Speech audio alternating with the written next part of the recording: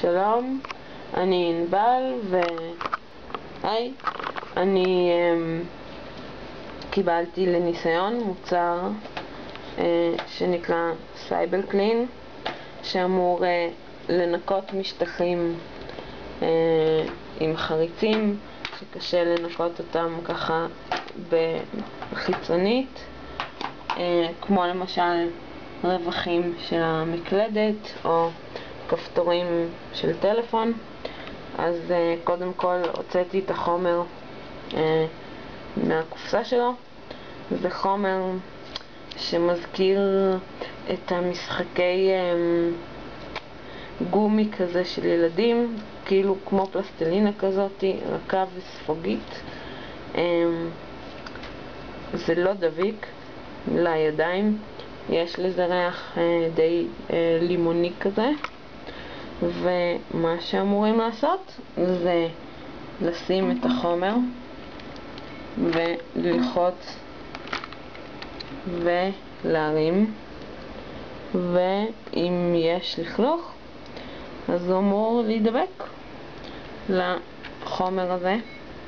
אני מנסה שוב, אני לוחצת די חזק. לשמחתי כנראה שהמקלדת שלי היום נקייה באופן מיוחד, כי אני לא ממש רואה לכלוך גדול. זה סימן טוב.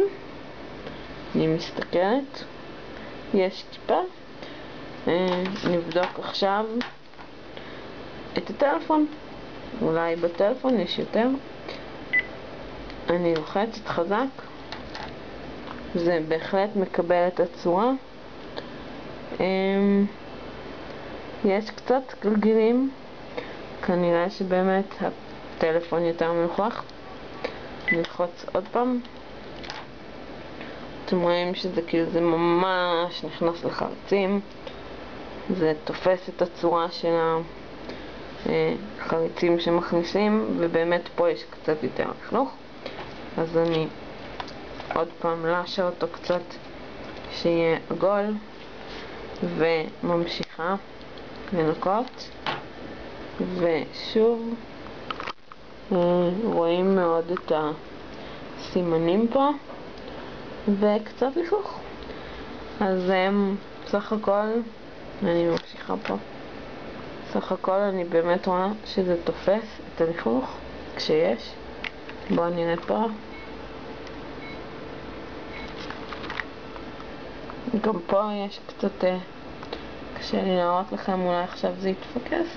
יש פה קצת לכלוך שהוא תפס. סך הכל אני צריכה כנראה לנסות אותו על משטחים קצת יותר מלוכלכים. אני שמחה שהמקלדת שלי נקייה, אבל בסך הכל זה באמת נוח, וראיתי שזה מהטלפון לפחות תפס לכלוך.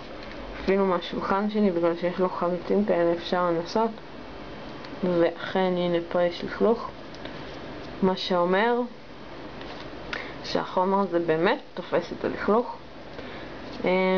וזה אפילו די כיף לשחק איתו בלי קשר ללכלוך. אני די נהנית עכשיו לקבצץ אותו.